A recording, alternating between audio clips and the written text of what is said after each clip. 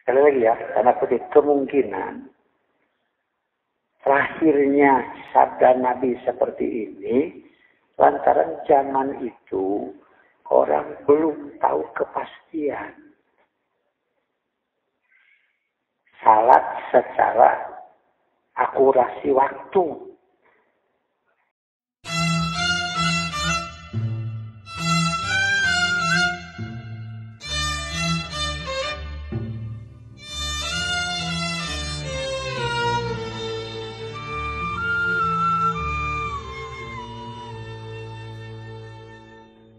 Begini ya, ini perlu ada keterangan lebih lanjut.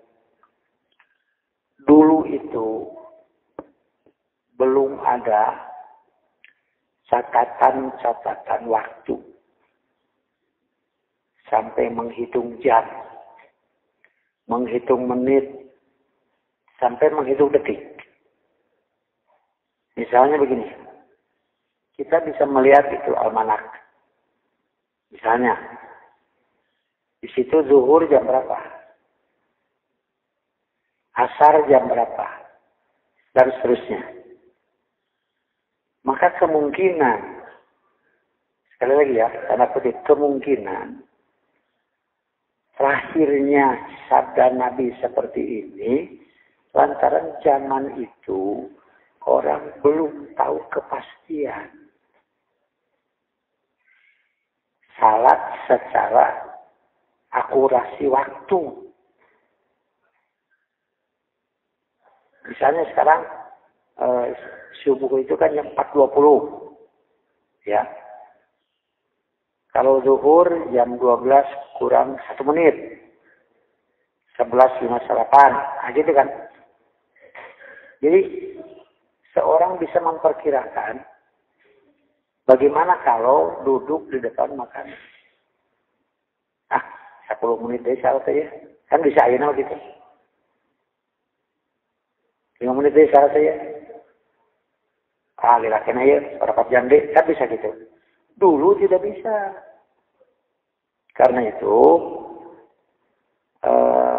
untuk memberitahu orang yang akan saum besok,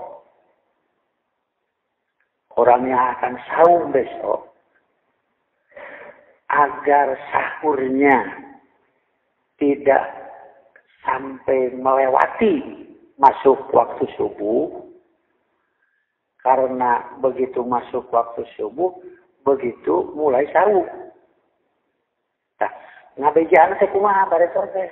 Ngabejaan yaitu dengan adanya adzan awal, supaya ente pahili tidak tertukar antara azan pemberitahuan masuknya waktu salat dengan adzan sekedar memberitahu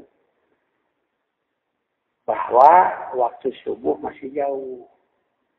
Aya adzan awal dibedakan dengan kalimat as-sholatu khairum minan naum supaya jangan tertukar.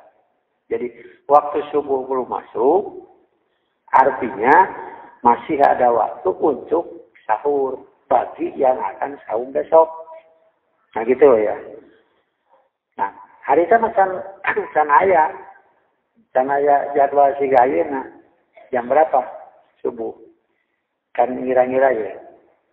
10 menit lagi masuk waktu subuh. Sampai ada aya namanya insya. Artinya stop makan, stop minum bagi yang akan saum.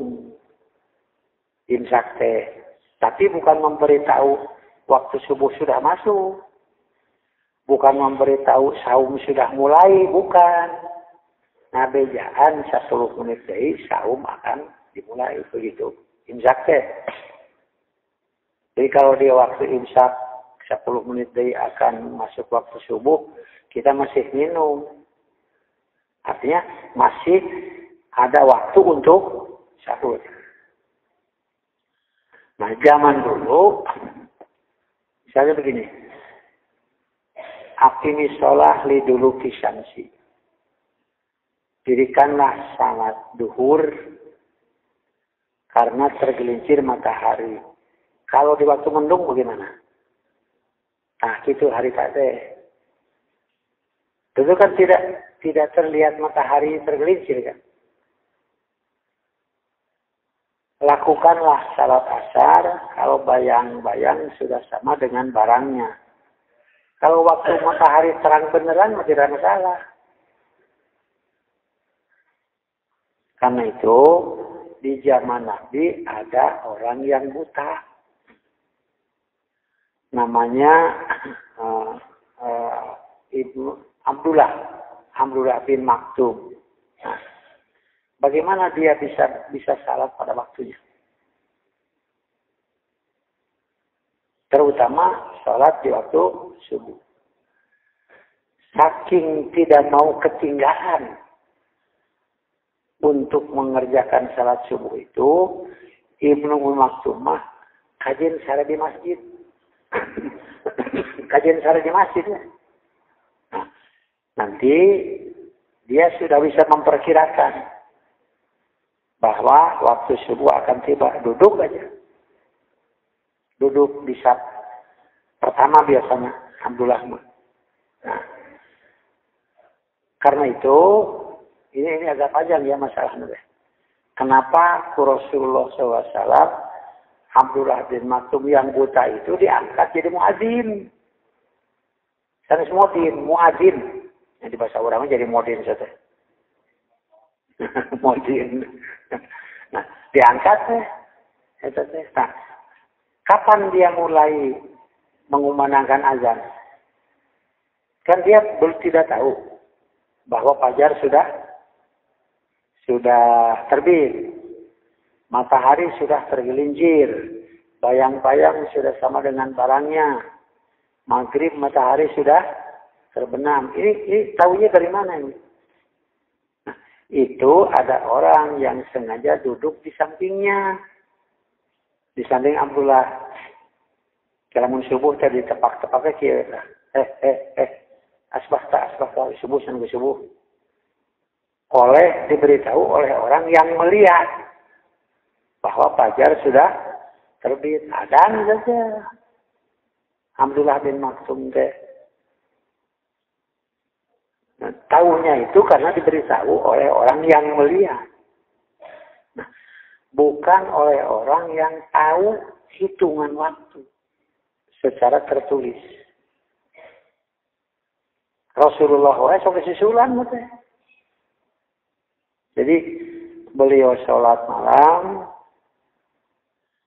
lalu istirahat sebentar,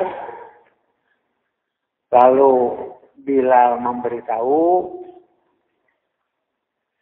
baru Nabi sholat lagi 2 rakaat di rumah.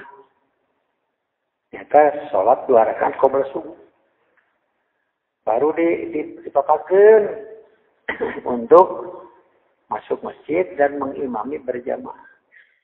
Nah, situasi itu sehingga gitu hari tadi.